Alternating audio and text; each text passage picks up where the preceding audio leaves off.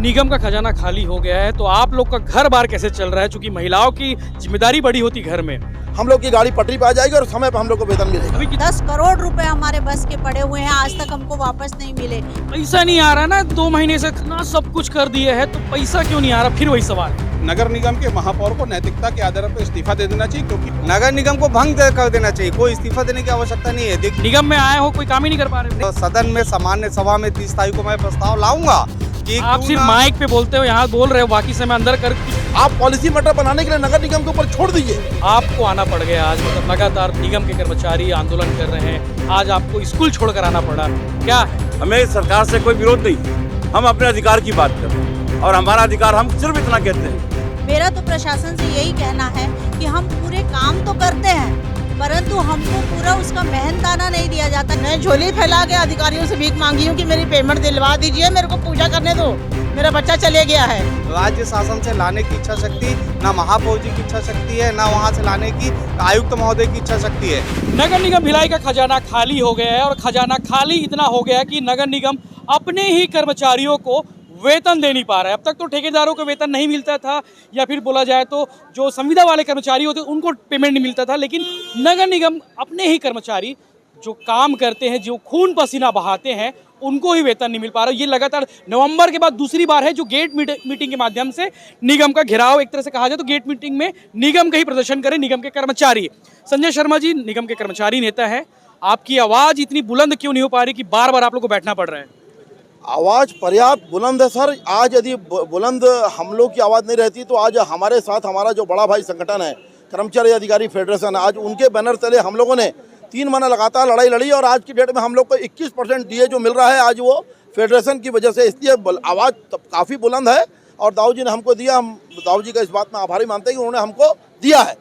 पैसा नहीं आ रहा ना, 2 महीने से नहीं आ रहा है तो उसके लिए भी आवाज़ हम लोग बुलंद कर रहे हैं और लगातार आप लोग चौथा स्तंभ मीडिया के माध्यम से हम हमारी आवाज़ पूरे ऊपर तक जाएगी, मुख्यमंत्री तक जाएगी और निश्चित तौर पे हमें अपने फेडरेशन पे, अपने संघ पे और अपने साथी दलों पे पूरा भरोसा है कि बहुत जल्दी महीना 2 महीने के अंदर में हम लोग की गाड़ी पटरी पे आ जाएगी और समय पर हम लोग को वेतन मिलेगा। अभी कितने महीने का पेंडिंग है? अभी लगभग समझ लीजिए पूरा नवंबर पे दिसंबर, मतलब आप दिसंबर भी खत्म होना, 2 महीने का पेंडिंग है लगभग। उच्च अधिकारियों ने क्या बताया इसके पीछे रीजन? उच्च अधिकारी ने ये बताया कि हमारे पास पैसे नहीं आ रहे हैं, तो पैसे नहीं आने का रीजन ये उनको भी ये मालूम है कि आर्थिक नाकेबंदी। आज राज्य सरकार ने तमाम प्रकार के जो भूभाटक जो है फ्री होल्ड किया है और जो यहाँ पे जो अपना वो किया है, क्या नाम है, जमीन जो बेचा जा रहा है उसका पैसे को इन्होंने आर्थिक नाकेबंदी में अलग रखने के लिए इन्होंने आदेश किया है। और जो आज जो हमारे माननीय मुख्यमंत्री जी ने जो 1200 स्क्वायर फुट तक की जमीन का फ्री होल्ड कर दिया है कि मतलब आपको पैसा देने की जरूरत नहीं है बिल्डिंग परमिशन का, उससे भी हमको बहुत आय मिलती थी। इतना सब कुछ कर दिए है तो पैसा क्यों नहीं आ रहा? फिर वही सवाल। मिस मैनेजमेंट, गवर्नमेंट का मिस मैनेजमेंट कर रहा है।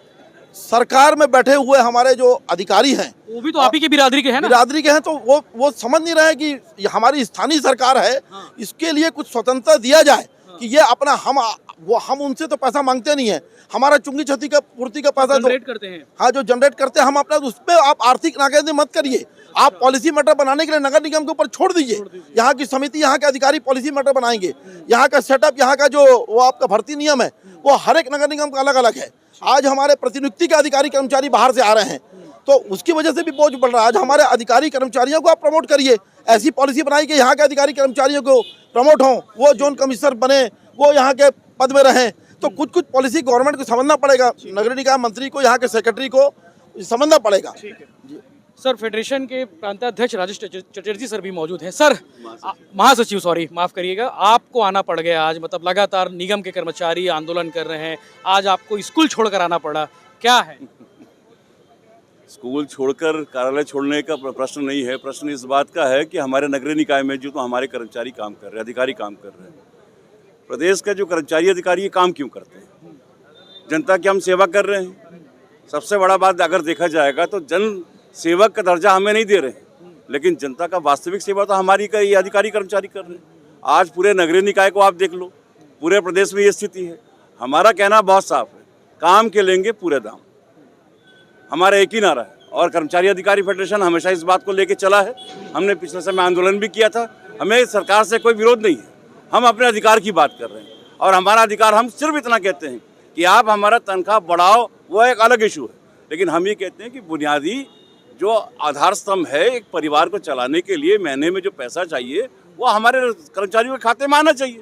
हमारे कई कर्मचारी ऐसे हैं जिनने बैंक का लोन लिया है घर बनाने के लिए, जिनने गाड़ी लेने के लिए लोन लिया है, बच्चों को पढ़ाने के लिए लोन लिया है। आखिर सवाल इस बात का है कि निगम प्रशासन को इस बात को समझना होगा कि इस व्यवस्था को क्या व्यवस्था बनाएंगे। आदरणीय हमारे महापौर जी बहुत सृजनशीलता के बहुत काबिल व्यक्ति हैं, उनको सोचना पड़ेगा कि हम अपने कर्मचारियों को जिनके बदौलत ये पूरा नगर निगम चल रहा है उनके परिवार को हम कैसे सुखी समृद्ध रख सकते हैं, ये सबसे पहली प्राथमिकता होनी चाहिए। निगम का खजाना खाली हो गया है तो आप लोग का घर बार कैसे चल रहा है? चूंकि महिलाओं की जिम्मेदारी बड़ी होती घर में, बजट कैसे चल रहा है? नहीं, बहुत बुरी हालत है हमारी तो कि हम 2 महीने, भाई तो बोला कि 2 ही महीने से, मैं तो कह रही हूँ कि दीपावली से हमारी व्यवस्था बिल्कुल बिगड़ी हुई है, क्योंकि दीपावली 24 तारीख की थी और 22 तारीख से को हमको पेमेंट मिली। तो आप खुद ही सोच सकते हो बहुत बुरी हालत है ना। इस बार दीपावली हमने बहुत अच्छे तरीके से मनाई ना की, उसके बाद भी वो अव्यवस्था चलती आ रही है।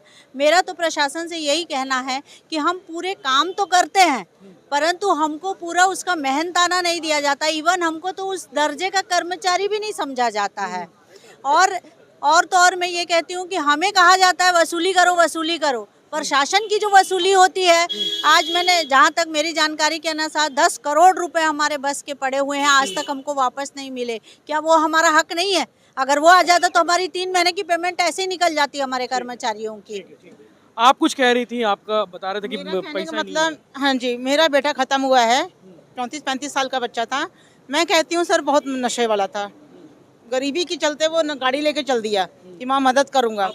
रेखा गिल, मेरा घर बार नहीं है, कुछ नहीं है, इन मैडमों के सहारे मैं पलती बल रही थी अभी तक के। सर मैं अपने, कौन से डिपार्टमेंट में? मैं सफाई कामगार MIC में हूँ। सर मेरे बच्चे की सारी पूजा सब समाप्त हो गई है। मेरे बच्चे का आखिरी मेरे को नांदेड़ जाना है। मैं जब मेरे को पेमेंट मिल जाए, मैं झोली फैला के अधिकारियों से भीख मांगी हूँ कि मेरी पेमेंट दिलवा दीजिए, मेरे को पूजा करने दो, मेरा बच्चा चले गया है। मुझे कोई जवाब नहीं मिल रहा है, मुझे क्या करना चाहिए बताइए। 12 तारीख को मेरे बच्चे का एक्सीडेंट हुआ है, अकेली भिखारियों की तरह जाके मैं उसका क्रियाक्रम वहीं करके आई हूँ। ठीक है, सवाल बड़ा है, क्या करना चाहिए बताइए। नगर निगम के पार्षद हैं पीयूष मिश्रा, विपक्ष के पार्षद हैं, आप लोग को आज समर्थन देना पड़ रहा है। ये स्थिति क्यों? क्योंकि उस निगम के सदस्य तो आप भी हैं, जिम्मेदारी आपकी बनती है। देखिए, हम लोग समर्थन देने इसलिए आए हैं कि अधिकारी कर्मचारी जो नगर निगम के हैं, हम लोग हैं तो एक परिवार, और ये पूरा परिवार मिलके ही नगर निगम के कार्यों को आगे बढ़ाता है। और आज अपने ही वेतन के लिए, अपने परिवार की आजीविका के लिए इन लोगों को बार बार आंदोलन करना पड़ रहा है, धरने पर बैठना पड़ रहा है। ये अच्छी स्थितियां नहीं है। आज सुबह भी सफाई कर्मचारियों ने यहाँ पर आके हड़ताल की, मतलब एक तरीके से पूरा भिलाई रुक जैसा गया है। तो ये सरकार अपने कामों को करने में और भिलाई को आगे की दिशा में ले जाने में विफल हो गई है। इसलिए स्पष्ट रूप से मैं ये बोलता हूँ कि नगर निगम के महापौर को नैतिकता के आधार पर इस्तीफा दे देना चाहिए, क्योंकि वो अपने खुद के स्वयं के कार्यों को सही तरीके से संचालन करने में विफल हो गए हैं।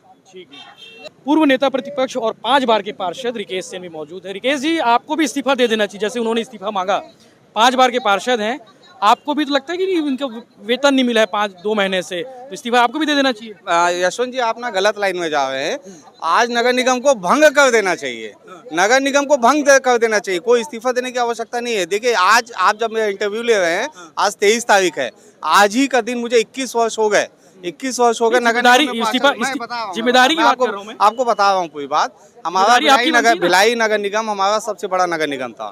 हमारे यहाँ भिलाई स्टील प्लांट से राजस्व आता था, संपत्ति का, पूरे शहर से संपत्ति करवाता है, उद्योगों से संपत्ति करवाता है, दुकान का किराया भाड़ा लेते हैं हम।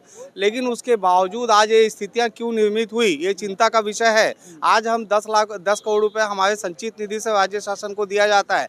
राज्य शासन से लाने की इच्छा शक्ति ना महापौर जी की इच्छा शक्ति है, ना वहाँ से लाने की आयुक्त महोदय की इच्छा शक्ति है। जब तक किसी अधिकारी की इच्छा शक्ति वो 10 करोड़ रुपए लाने की नहीं होगी, तब तक आपका राजस्व आएगा ना। नंबर 1। नंबर 2, आज हम लोग नगर निगम परिवार की हैसियत से हम लोग बैठे हुए हैं।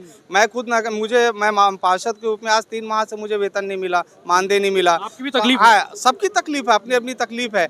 लेकिन मेरा कहने का मतलब ये है कि ये स्थितियाँ अगर ये 21वें साल में अगर पड़ी है और ये हर महीने हमको ये तकलीफ हो रही है, तो कहीं ना कहीं चिंताजनक स्थिति है। जितने अधिकारी हैं, वही इसलिए बोला मैं इस्तीफा दे देना चाहिए, पूरा भंग कर देना चाहिए आप नहीं लोगों को। नगर नहीं, निगम में आए हो, कोई काम ही नहीं कर पा रहे हो। नहीं मैं तो बता रहा हूँ ना, देखिए जब से पार्षद बने हैं आज अपने वार्ड में ना रोड बना पा रहे, ना नाली बना पा रहे, ना कोई काम कर पा रहे हैं, तो निश्चित रूप से नगर पालिक निगम भिलाई को तत्काल प्रभाव से, ये मेरा प्रस्ताव है और सदन में सामान्य सभा में 30 तारीख को मैं प्रस्ताव लाऊंगा कि आप क्यों सिर्फ ना- माइक पे बोलते हो, यहाँ बोल रहे हो, बाकी समय अंदर कर कुछ कर ही नहीं रहे विपक्ष। बिल्कुल विपक्ष में हो आप तो, बाईस विपक्ष पार्षद हैं विपक्ष आपके। हम पहले 1 साल महापौर जी को मौका दिए, भरपूर मौका दिए, क्योंकि किसी को भी काम करने का अवसर देना चाहिए। वो नए महापौर थे, उनको काम करने का हमने मौका दिया, अब वो मौका खो दिए हैं। आज हम उनसे श्वेत पत्र मांगेंगे, हम उनसे मांगेंगे कि 1 वर्ष में आपने क्या किया, अपना श्वेत पत्र आप जारी कीजिए। सदन में दिखेगा विपक्ष अब? बिल्कुल दिखेगा। अब तक तो बिल्कुल गायब था, नेता भी नहीं बना आपने। बिल्कुल, वो आप देखिए नेता विपक्ष क्यों नहीं बन पाया वो अलग विषय है, वो संगठन का मामला है, लेकिन बहुत दमदारी के साथ जब जब स्थितियां ऐसी निर्मित हुई है, भिलाई नगर निगम परिवार एक साथ खड़ा हुआ है और यहाँ पे हम अपने परिवार को बचाने की पहले भरपूर कोशिश करेंगे। राजनीति अपनी जगह है, अब सत्ता पक्ष और विपक्ष अपनी जगह है, पहले इस निगम परिवार को बचाने की भरपूर कोशिश होगी। विपक्ष का स्टैंड क्या होगा अभी तत्काल? विपक्ष का स्टैंड यही होगा कि पहले आयुक्त महोदय से मिला जाएगा, महापौर जी से मिला जाएगा, कि उनसे ये कहा जाएगा कि ये स्थिति अगर निर्मित होगी तो कहीं ना कहीं चिंताजनक है, इसमें आपको एक बड़ी पहल करने की आवश्यकता है। वाकई में स्थिति चिंताजनक बनी हुई है, निगम की आर्थिक स्थिति खराब हो चुकी है, विपक्ष और सत्ता पक्ष आमने सामने भी हो गया है। अब देखने वाली बात यह है कि निगम के कर्मियों को सैलरी कब तक मिलती है, जिसका विवाद ये थम जाए। इस तरह के बाकी अपडेट्स के लिए बने रहे भिलाई टाइम्स के साथ में। चैनल को सब्सक्राइब जरूर करें। धन्यवाद।